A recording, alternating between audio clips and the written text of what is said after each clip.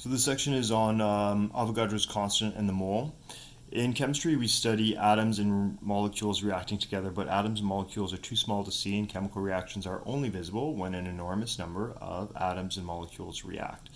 So we have to deal with enormous numbers when we're dealing with everyday chemical reactions because atoms and molecules are extremely small.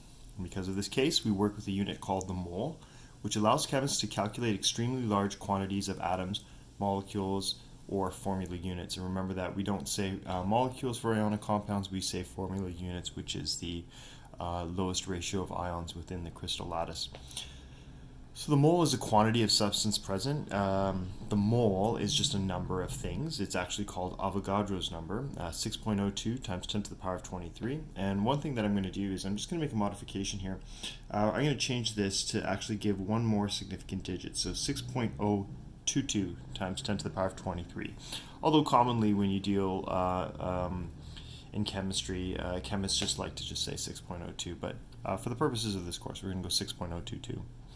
It's a lot like saying a pair or a dozen, but is generally reserved for matter, right? So you can say like a pair of gloves, or maybe like a dozen like loaves of bread, or a dozen eggs, whatever. When we say mole, though, we're usually talking about chemistry and for matter, right? So it is commonly referred to as the chemist dozen. So like for example, if I say like gloves, and I have a pair of gloves, that means I have two. Okay. If I have a six-pack of soft drinks, that means I have 6. If I have a dozen of eggs, that means I have 12. If I have a gross, so 12 dozen, that means I have 144. And a ream of paper has 500, right? So this word represents how many units are there. So like a pair means that there are 2 units. So a pair of gloves means that there are 2 gloves. So when we say 1 mole, we would say 6.022 times 10 to the power of 23. The word mole is a lot like pair, six-pack, dozen, gross, ream. It just means a number. Okay, and it's called Avogadro's number because we attribute it to this scientist, which is Avogadro. It's a very, very big number, 6.022 times 10 to the power of 23. If I said I had 6.022 times 10 to the power of 23 gloves, that's how many gloves I would have. It would be just, tremendous. And as you can see, it's a very large number. So one of the things one of the ways to show how big it is if you had a mole of dollars and you had to spend it at the rate of $1 billion per second. So somebody inserts a mole of dollars into your bank account. So 6.022 times 10 to the power of 23 dollars. And they said, okay, you have to spend it at a rate of $1 billion per second. How long would it take you to use this up? Now, $1 billion per second, I mean, that's pretty intense, right? So let's actually calculate if you had to use up a mole of dollars at a rate of $1 billion per second. So 1 second, for every 1 second, you're spending 1 times 10 to the power of $9, right? Okay, and then I know in every in every minute, in every 1 minute, I have 60 seconds, and then in every hour, I have 60 minutes, and then in every day, I have 24 hours, and then I have 365 days. I made a mistake. In 1 year, I have 365 days. So as you can see, I've set up this calculation. I set it up this way because when we do calculations, it's good to track our units to make sure that we end up with the units we want. So if you look, I have dollar signs on the top and dollar signs on the bottom, so I can cancel those. I have seconds on the top, seconds on the bottom, and then I have minutes on the top, minutes on the bottom. I can cancel that.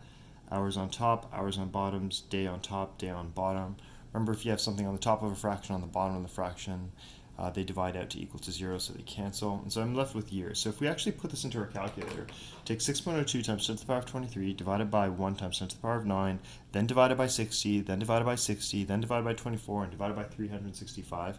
That would give us how many years it would take to use up a mole of dollars at a rate of $1 billion per second. It's massive. It's 1.91 times 10 to the power of 7 years. It would take approximately 19.1 million years to spend a mole of dollars at a rate of $1 billion per second. So again, the whole point of this number, a mole, is a very large amount. And in fact, I'm going to show you a cup of orange juice right here. This is a cup of orange juice, okay? In this cup of orange juice, there are more molecules of water in this cup of orange juice that I'm holding right now and that I am about to drink and enjoy than there are stars in the observable universe. Okay, so there are more molecules of water right here than there are stars in the entire universe.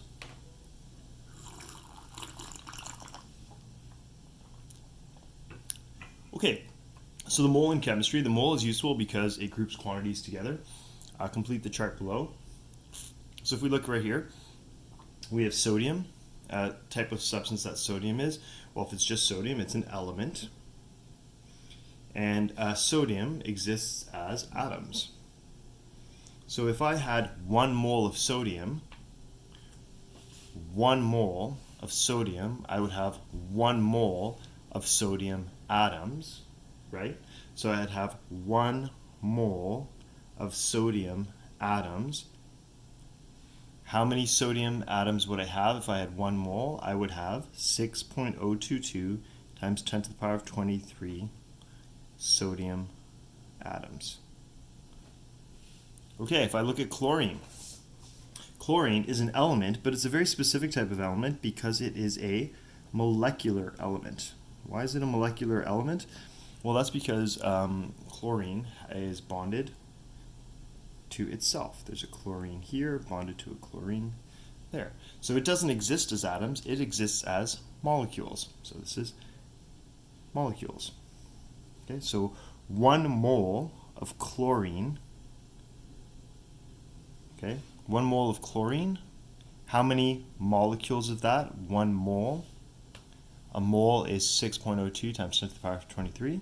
So that would be 6.022 times 10 to the power of 23 chlorine molecules.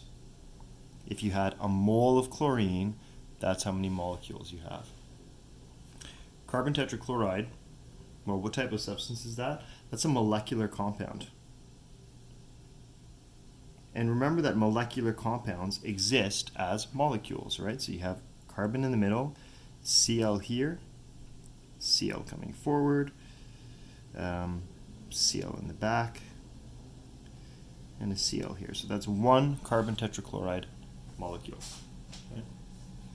And so each unit is a molecule. So if I had 1 mole of carbon tetrachloride, how many molecules do I have? 1 mole of this substance. That means I would have had 6.022 times 10 to the power of 23 CCl4 molecules. Sodium carbonate is an ionic compound. Okay, and ionic compounds, remember, they exist as crystal lattices, right? So how do we do that? Because a crystal lattice could be infinite, right? Because you could have a sodium, then a carbonate, then a sodium, then a carbonate, so on and so forth. In a crystal, you could have, you know, a whole bunch of different sodiums and carbonates. So we have to deal with the formula unit, okay, which, remember, is the lowest ratio of sodium to carbonate, which means 2 sodiums to 1 carbonate. So if I had a mole of sodium carbonate, I would have 6.022 times 10 to the power of 23 formula units of sodium carbonate. So 6.022 times 10 to the power of 23, 2-to-1 ratios of sodium carbonate. That's how many ratios I would have of ions. Okay.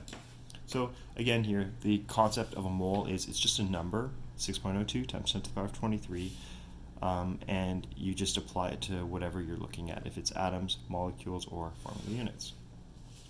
So the original definition of molar mass goes as follows. Before Avogadro's number was experimentally determined, chemists simply defined 1 mole as the number of atoms in 12 grams of the carbon-12 isotope.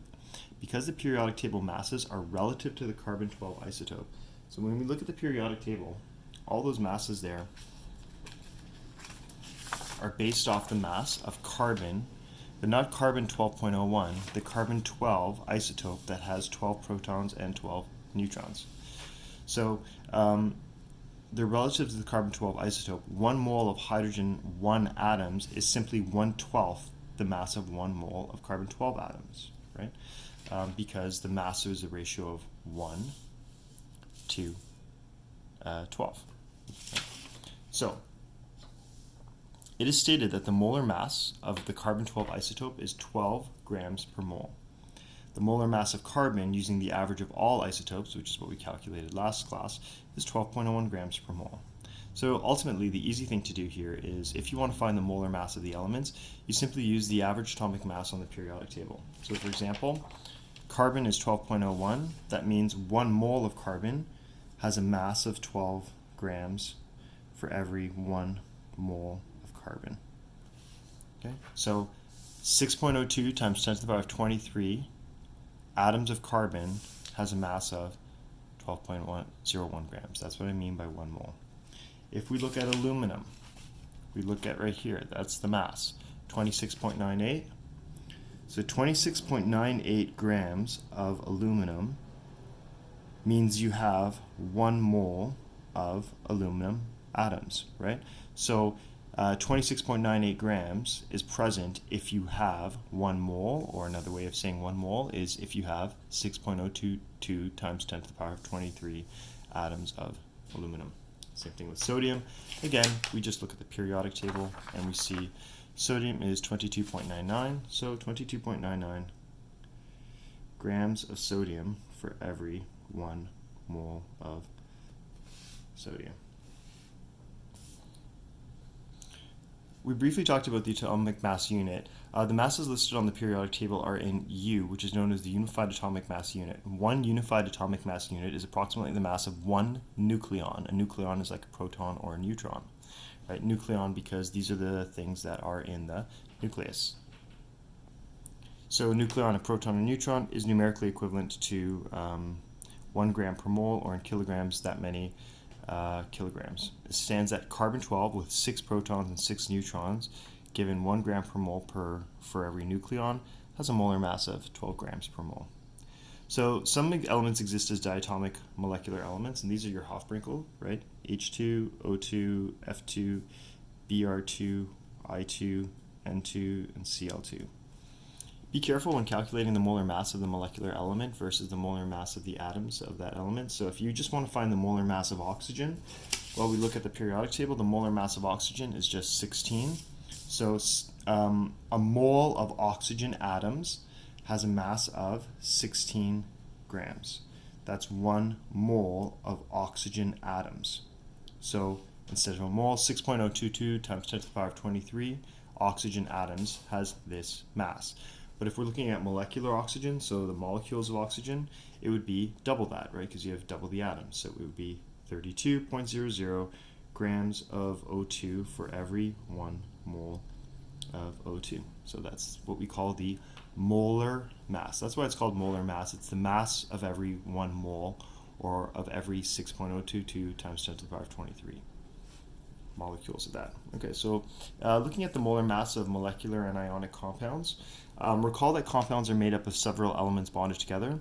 As such, to find the mass of 1 mole of the compound, add the individual molar masses of each element, right? So for example, if we look at water, right? Water has 2 hydrogen atoms and 1 oxygen atom. So we're going to add those masses together. So the molar mass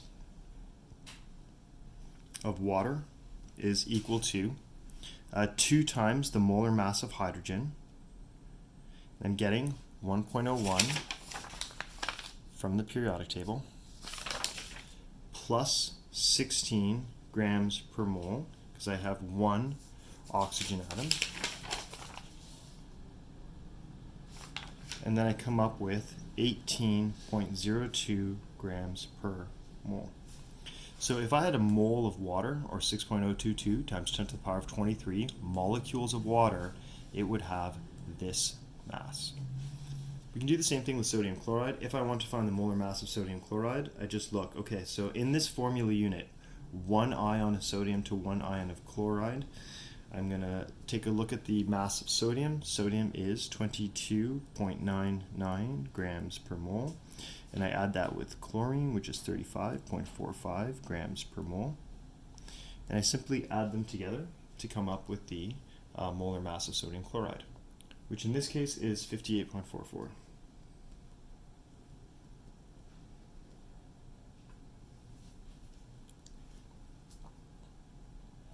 Okay, so the rest of these questions, we've already done water, so you don't need to worry about that. That's this example right there. The rest of these you can try on your own, and we'll move to the next page. So on this page, because we're dealing with such large numbers, it might be helpful to use the Exp button, and you may have seen this in physics if you take physics, or maybe even in math. So for example, if we look at this numerator, it's 8.54 times 10 to the power of 25. On your calculator, it's very easy to make mistakes with order of operations, so you may want to try doing this. 8.54 Exp 25, that means times 10 to the power of 25. So instead of putting in as 8.54 times 10 to the power of 25, right? That's a lot of individual keystrokes and entries. You can just write 8.54, that means times 10 to the power of 25. This will be exceptionally useful as we move forward, because when you enter it this way, you're less likely to make a mistake when doing more complex calculations. So I would really encourage you to use your Exp button, or if you have the blue calculator, it's the EE button, and you can find that that's going to be a second function on top of one of your other buttons. Okay, so look for these buttons, Exp or EE on your calculator. It doesn't matter which calculator you have, they're both there. Okay. So, calculations involving the number of entities and moles. An entity is defined as a single unit. An entity can be an atom, an ion, a molecule, a formula unit. It all depends on the context, right? So, like, what entity would be present here? Well, this is an ionic compound. So the entity would be a formula unit. Water, well, that's molecular. So the entity there would be a molecule. Each unit of water is a molecule. Each unit of calcium carbonate is a formula unit. This right here, well, what is that? That's just a complex ion. So each unit of phosphate is an ion. Copper, each individual copper is an atom. Each individual fluorine here, because fluorine is bonded to itself, is a molecule. So be careful with how you look at or how you what you call these things. Okay, in each of the following examples, we use both methods. So if I look at this, calculate the number of entities in 4.50 moles of water. So again, like entities, what does this mean? Well, remember that an entity is a single unit. So what is the single unit of water? Like, what is water made up of? Well, water is made up of molecules. So when it's asking me to find the number of entities of water, I have to know, okay, well, water is made up of molecules. So this question is asking me to find the number of molecules of water. And so there's two things that, there's two ways you can do this. You can use a conversion factor method, or you can also use basically an equation method. And so by using a conversion factor method, I'll show you how to use both. You can take 4.50 moles of water, and I know that I need to get rid of moles of water, so that's going to go on the bottom. So 1 mole of water. And if I need to find out how many molecules are in 4.50 moles, well, how many molecules are in 1 mole? What is the number for how many are in 1 mole of anything? Well, 1 mole of anything is 6.022 times 10 to the power of 23. And in this case, because it's water, we'll say 1 mole of water is this many molecules. When we look at the conversion factor, I know I'm doing it right because moles and moles will cancel. And then I just have to input this into my calculator. So I just go like this. 4.5 times 6.022 exponent 23, or exp 23, and I put the answer in, and I get 2.7099 times 10 to the power of 24. So 2.7099 times 10 to the power of 24 molecules of water. Okay, but because I look at this question and I've got 3 significant digits here and 4 significant digits there. This is multiplication, so I can only have 3 significant digits in my answer. I have to cut off there, and I have to round my answer, and I say, oh, That's 3 significant digits, so my answer can only have 3 significant digits. So my final answer is 2.71 times 10 to the power of 24 molecules of water. Okay, and so this is a conversion factor method, and I've created a little flowchart for you here. In this case, we started with moles, and we had to get to number of molecules, so we followed this. Moles multiplied by 6.02 times 10 to the power of 23 to the number of entities. So this is the conversion factor. I've given you like basically a flowchart on how to do this, but really the easy way to look at it is you see I've got moles over here. I can't have moles in the final answer because it's asking me for number of entities, so it's got to be molecules, so moles has to cancel. Another way to do these calculations is using equations, right? And so we actually have some equations over here. So for example, number of particles is equal to moles times Avogadro's constant. So number of particles equals moles times Avogadro's constant. So if I wanted to do that as well, I could just use an equation. N, number of particles, is equal to moles times Avogadro's constant. In this case, moles is 4.50. Moles, Avogadro's constant is 6.022 times 10 to the power of 23. In this case, it's going to be molecules, because we're talking about water, per mole. The units still cancel, and I end up with 2.71 times 10 to the power of 24 molecules of water. Okay, it is important to put the units here because I do want to see track unit canceling. That's a really important thing to be doing or learning in science. All right, example 2. If a sample of barium chloride has this many formula units, calculate the amount of barium chloride present. So I already have formula units, and when they say amount, that is a very specific thing in chemistry. Amount means moles, right? So they've given me formula units. I need to find how many moles. So again, I have formula units. I need to get to amount, moles, so I can multiply it by the reciprocal of Avogadro's number. So we can write this out, 6.552 times 10 to the power of 21 formula units of barium chloride. I need to get rid of formula units, so that's got to go on the bottom.